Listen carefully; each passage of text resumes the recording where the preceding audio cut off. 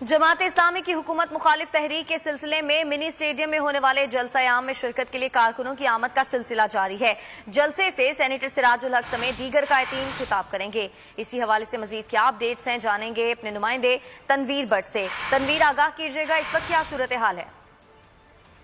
जी बिल्कुल, जमात इस्लामी की जानब से हुकूमत की नाअहली और अवाम दुश्मन पॉलिसियों के खिलाफ जारी तहरीक के सिलसिले में आज मिनी स्टेडियम में एक बड़ा जलसा आम से अमीर जमात इस्लामी सेनेटर सिराजुल हक कायदीन खिताब करेंगे।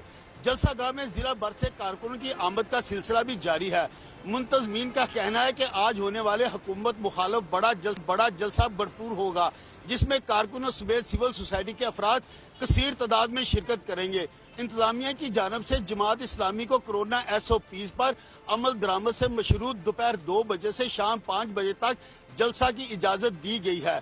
जलसा की सिक्योरिटी के लिए भी पुलिस की भारी नफरी को तैनात किया गया है, जबकि जमात इस्लामी के कारकुन भी सिक्योरिटी की ड्यूटियां सर अंजाम दे रहे हैं। जलसा इंतजामिया के मुताबिक अमीर जमात इस्लामी सेनेटर सिराजुल हक का खिताब 4 बजे तक मुतवक्का है। पंडाल में इस वक्त कारकुन काफिलों की शक्ल में पहुंचना शुरू हो गए हैं। कोरोना SOPs पर भी अमल दरामद की हदायत जारी की जा रही है।